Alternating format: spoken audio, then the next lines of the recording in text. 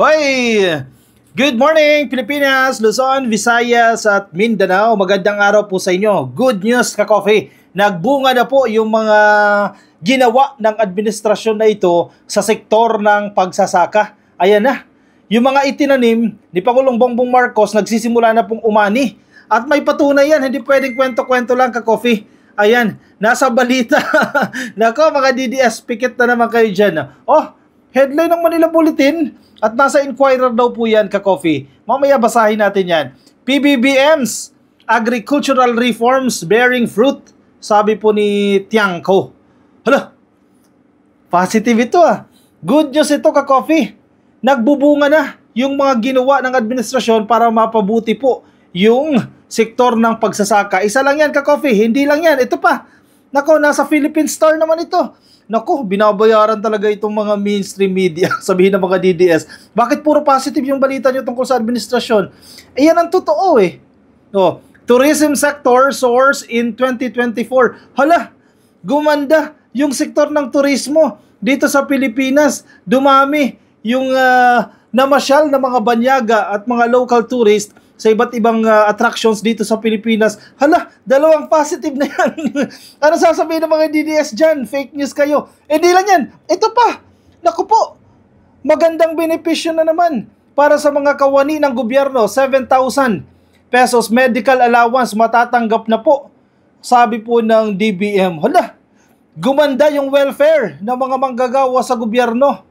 Regular employee, contractual, appointive officials. Hala, ang ganda. Ang dami magagandang balita naman yan. Anong nangyari dyan? Naku, baka peke yan. Baka fake news yan. Philippine Star, totoo ba yan? Manila Bulletin, totoo ba yan? Inquirer, totoo ba yan? Hala, kayo naman talaga, oo. Sabi ng mga DDS eh, binabayaran kasi ang mainstream media eh, kaya magaganda yung balita eh, tungkol sa administrasyon eh. Fake news yan. Hoy! Kayo ang problema, hindi ang gobyerno. Sige, basahin natin yan kasi kayo eh. Akala nyo kasi pag tahimik, weak. Definition nyo ng strong, maingay. Hindi ganyan si PBBM, tahimik lang yan pero kumikilos, nagtatrabaho at may mga ebidensya, may mga patunay. O dito muna tayo sa NFA, sa usapin ng bigas. Siyempre mga DDS na nakikinig sa atin, nasaan na yung 20 pesos per kilo na bigas? Dalhin mo yan sa panahon ni Digong. Hindi yan dito. PBBM's agricultural reforms bearing fruit according po kay Tiangco. Sige, basahin natin yan. Itong balita na ito. Nabotas, First District Representative Toby Tiangco says the Marcos administration's intensified efforts in agricultural development and reform have begun to bear fruit. Kung inyong matatandaan, ka-coffee, nung si PBBM, first 2 years niya, tinutukan niya talaga yung sektor ng pagsasaka dahil malaki yung tiwala niya na yung potensyal ng sektor ng pagsasaka maganda kung bibigyan lang po yan ng pansin. Kung inyong matatandaan, siya pa rin po yung tumayong kalihim concurrently bilang presidente and then tumayo siya concurrently bilang secretary po ng Department of Agriculture at dito nabigyan po yan ng pansin. Napagtuunan po yan, particular po sa usapin ng bigas, particular po sa supply ng NFA kasi very important, ka-coffee, yung papel ng NFA no, sa buffer stock natin in case na magkaroon ng kalamidad, in case na magkaroon ng man-made or natural disasters, meron tayong supply. Patungkol din po yan sa food security. So, pinagtuunan talaga ng pansin yan. Pinondohan, hindi pwede kasi, actually, bago tayo mag-live, nagbabasa ako ng mga, ng mga efforts ng ibang gobyerno, no? Ng ibang administrasyon. Paano nila tinulungan itong NFA? Paano nila in-address yung supply ng bigas? Diba? Kung inyong matatanda, panahon ni Gloria, ako hindi ko makakalimutan yan dahil pumipila kami para makabili ka ng bigas. Diba? At ang bibilin mong bigas, NFA. NFA pa yan ha, pipila ka pa dahil limitado yung supply ng bigas at mahal, sobrang mahal ng presyo ng bigas. Sabi ng mga DDS, ngayon din naman mahal 50 pesos na eh. Noon magkano lang yan, 25, 35, may kaya tumaas din yung sahod mo, nag-iiba yan, ka-coffee, no? Iba yung value noon ng pera mo noon at iba na yung value ngayon. Di ba? Ganoon din sa sahod, umaangat din yan kasi umaangat yung presyo ng mga bilihin. Hindi mo pwede sabihin na noon 25 pesos lang ang kilo ng bigas, ngayon bakit 50 na? Nag-iiba po ang value towards time no ng pera natin. So anyway, balik tayo dito. Ano yung naging efforts dito? Hindi pwede sasabihin mo lang na susuportahan mo yung sektor ng pagsasaka pero hindi mo pupunduhan. Sa isa sa mga naging efforts dito ng gobyerno, bukod sa vocal na susuportahan natin ang sektor ng pagsasaka, May kaakibat na pondo yan, may kaakibat na strategies yan. Anong gagawin mo dyan? Di ba? Yung previous administrations kasi, very vocal, suportahan natin ang pagsasaka hanggang vocal lang. Di ba? Hanggang pangako lang. Walang nasusunod. Kasi hindi man pinupondohan, hindi man tinututukan eh. O ito, Tiangco highlighted the National Food Authority's success in achieving 95% of its inventory goal this year as it accumulated over 5 million 50 kilogram bags of milled rice sourced exclusively from local farmers. Grabe to ha, 95% yan. Kumbaga, yung target ka-coffee ng NFA sa 2024, na-meet nila 95% ng kanilang target. At yung supply ng bigas na yan, actually, mabilis mo lang naman makukuha yung bigas eh. Yun na lang, angkat ka. Pero hindi pwede. Diba? Itong 95% na to ng inventory ng NFA, lahat yan locally produced. Tanim po yan, ani po yan ng mga magsasakang Pilipino. Hindi po yan inangkat. O, ulitin natin ito ha. Accumulated over 5 million po na 50 kilogram bags ng milled rice sourced exclusively from local farmers. Hindi inangkat. Dito po yan sa Pilipinas. Actually, malaking bagay din yan sa mga magsasaka natin dahil yung produce nila, may bumibili. Diba? Hindi nawawalang silbi yung kanilang produce. Hindi basta-basta na binababaliwala dahil may bumibili sa kanila. In this case, ang NFA. Patuloy po nating nararamdaman ang bunga ng mga programang pang-agrikultura ni Pangulong Bongbong Marcos. Ay, positive! Nako! Bakit positive? Si Tiangco, binayaran ba ni Marcos yan? Sabi ng mga DDS. Sa tulong ng mga batas at reformang isinulong ni Pangulo, masisiguro natin na maganda ang takbo ng sektor ng agrikultura at higit sa lahat ang pag-unlad ng buhay ng ating mga magsasaka. Dagdag pa niya. Totoo, hindi kasi pwedeng vocal lang. Kailangan may kaakibat niyan na polisiya. May aksyon. May pondo.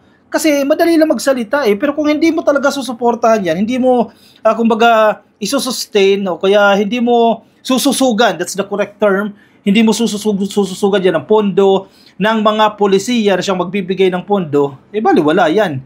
Diba? Ano pang ginawa ng presidente sa mga magsasaka natin? Yung utang nila, quits na. Diba?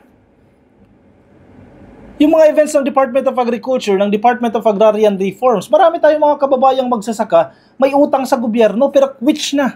So sige na, para makapag-move forward kayo. Palaguin nyo na yung inyong ani, para tumaas yung inyong kita, huwag nyo nang bayaran. Total, gobyerno din naman yan. Ang gandang programa niyan, sana na-appreciate ninyo yan. Na-appreciate natin yan, kasi kung ikaw ay magsasaka, kung tatay mo halimbawa magsasaka, may utang na iniisip, babayaran sa gobyerno, kahati pa yan sa kita.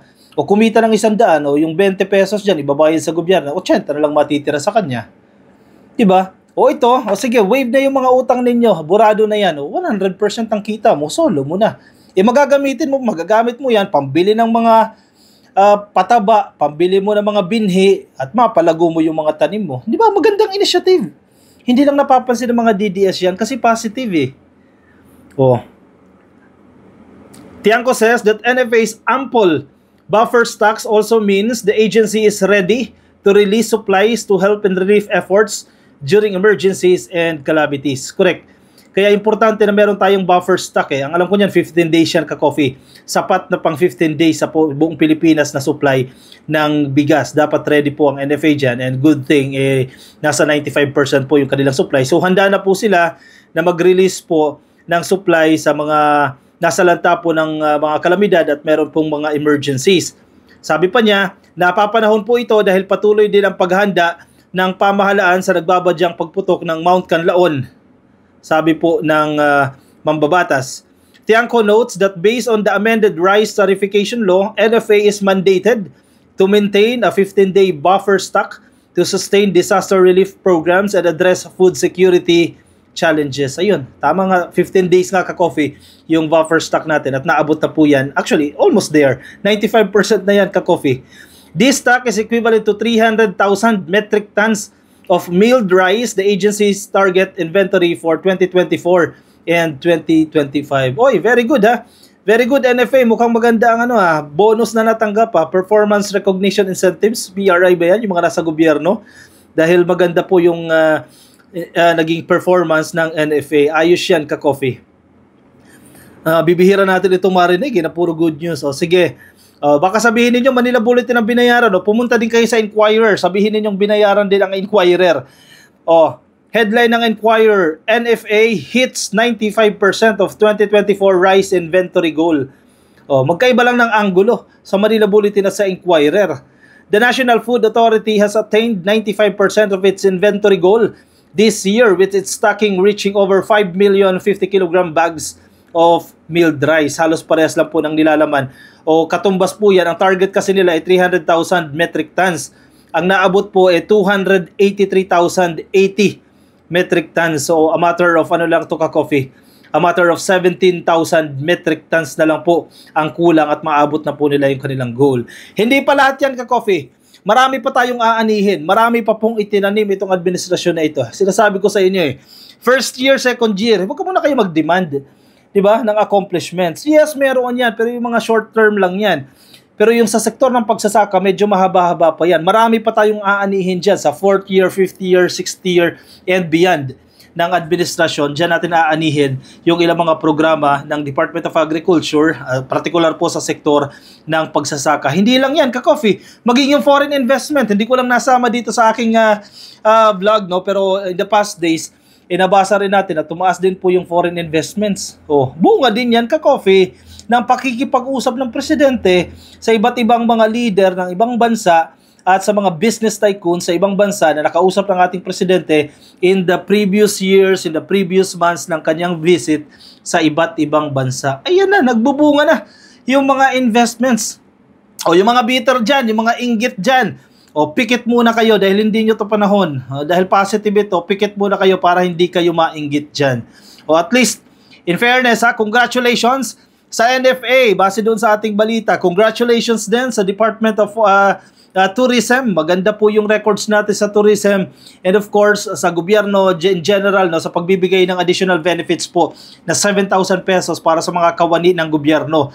For sure kayo na nakikinig sa atin, may kamag-anak kayo o may kapatid, ate, kuya, nanay, tatay na nagtatrabaho sa gobyerno o kapitbahay na nagtatrabaho sa gobyerno, malaking bagay po yan. Bagamat 7,000, sasabihin nila ang liit naman yung medical assistance na yan. Support lang yan, ka-coffee, yung 7,000 na yan. At least kahit papano, nadagdagan din po yung mga benepisyo ng ating mga kawani ng gobyerno dahil sila ay nagtatrabaho po para sa estado at nagbibigay serbisyo sa publiko o sa taong bayan. Support lang yan. In a way, nahihikayat din yan yung mga kawani na motivate sila na pag inaman pa yung kanilang serbisyo dahil kahit papano nabibigyan ng pansin yung kanilang service, yung kanilang serbisyo sa publiko.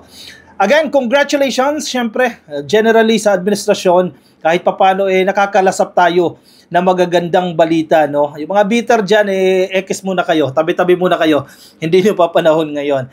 Congratulations po sa lahat ng nagsisikap para mapaganda po yung performance ng iba't ibang ahensya ng gobyerno at para mapaganda rin po yung buhay ng ating mga kababayan, particular po yung mga magsasaka.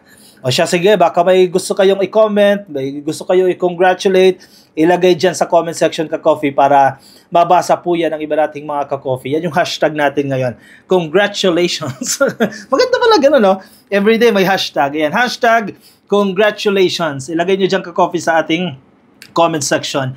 Kung nasa Facebook po kayo, di pa po kayo naka-like and follow sa ating Facebook page, pasuyo na lang, ka-coffee. Like and follow, libre po yan. Wala pong bayad, Yung mga nasa YouTube naman, click lang po na subscribe at hit nyo na rin po yung notification icon para kayo po ay updated din sa ating mga bagong upload.